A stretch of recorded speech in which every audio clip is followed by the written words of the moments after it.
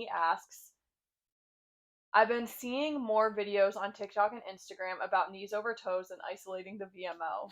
What's your take on that? Dylan My, loves talking about the VMO. my take on it is anytime we watch a video on Instagram or TikTok, we have to ask for more context. We need to get more information from it. But I'm going to answer this very simply, and then I'm going to dive deeper into it. And Brandy, you're allowed to cut me off and say, just stop. Like you're going too far into it. If you're listening in the car, I'm sorry, you're stuck with the answer that we're going to get. Just kidding. You can turn it off or turn it down. But let's start with the VMO. What is the VMO? It's part of the quad, right? The quad is the four-headed monster muscle on the top part of your thigh.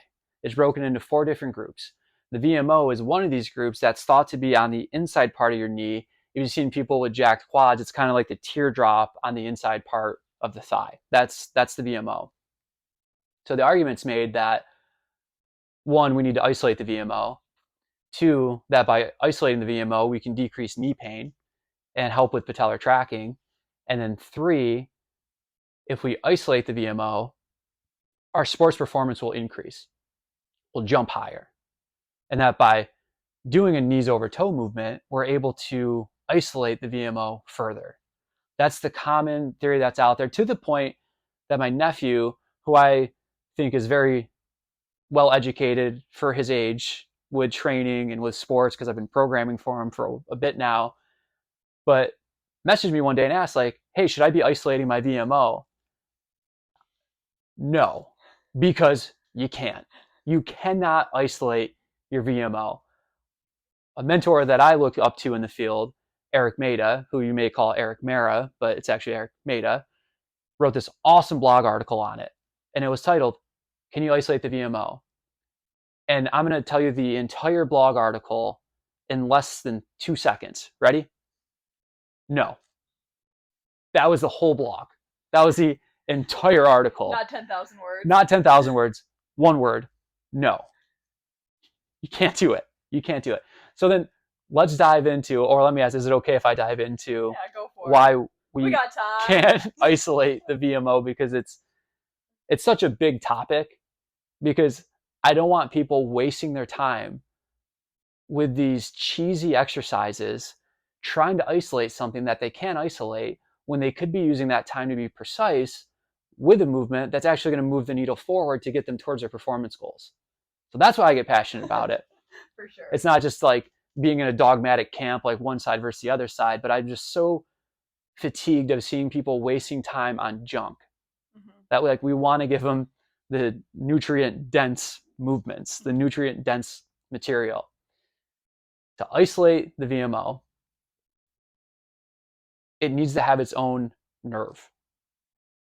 And it's innervated by the femoral nerve, which also innervates the vastus medialis, which also innervates the rectus femoris, which also activates the vastus lateralis, which are all the muscles of the quads.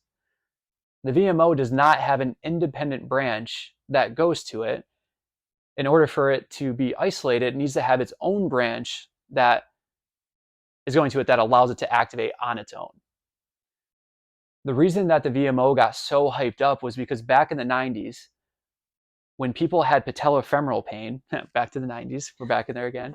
When people had patellofemoral pain, so when they had kneecap pain, they did research on people that had the pain, and they found that the timing of the muscle activation from the medial quad to the outside, the lateral part of the quad, that the VMO timing and the vastus medialis timing were off. It was delayed. So then it was thought that if we can activate this medial component of the quad, that it will track the kneecap better. And if it tracks it better on the train track, then people won't have pain. And that was a common thought for a while. So we're doing quad squeezes with the feet and angled out and external rotation to get the VMO. We're doing these movements, moving the feet to get the VMO. But then what ended up happening is researchers looked at people that don't have knee pain, and they found that, wow, the same thing is happening in people that don't have knee pain. So maybe this is just something that happens in every population. So then that started to change it a little bit of like, okay, maybe we don't need to try to preferentially activate the VMO. But then from that, the question came up, can we even preferentially activate the VMO. And it's funny because anatomists, they argue if the VMO even exists or if it's just a continuation of the vastus medialis. So we're sitting here arguing, can you isolate it? Where anatomists are going, does this muscle even exist or is it just part of the other muscle? It cannot be isolated. When you contract the quad, all four heads of the quad contract. And that's what we need to focus on. Now, people that are claiming that they isolated their VMO and it got bigger, because we see it in bodybuilders, we see it in functional fitness athletes, we see it in people doing knees over toe movement. The knees over toe movement doesn't create more VMO activation, it creates more quad activation as a whole. The stronger that your quad becomes, the more that all parts of your quad, but the VMO itself, is going to show. So we can't just look at someone that has a jacked quad and go, oh, their VMO is jacked because they did VMO specific exercises.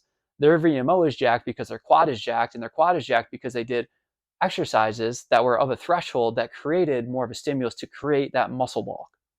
Lunges, squats, quad extensions, all these things that are actually just moving the quad with load, bring that on.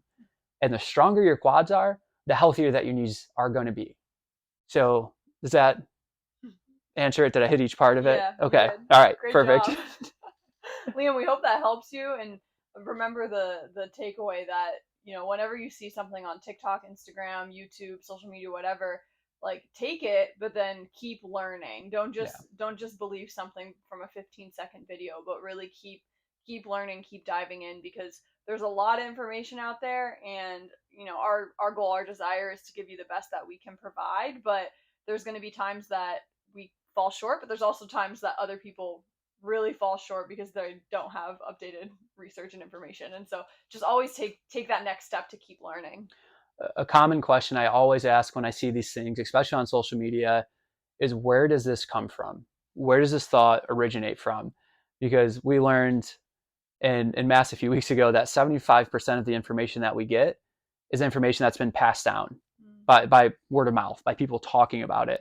So when we go back and we start looking at these things of like knees over toe and VMO and how it's related to knee pain, how it's related to performance, and we find out where it actually comes from, its origin story, then we realize that what people are saying now, there's really no fruit in it because it's coming off of a theory that's now been disproved.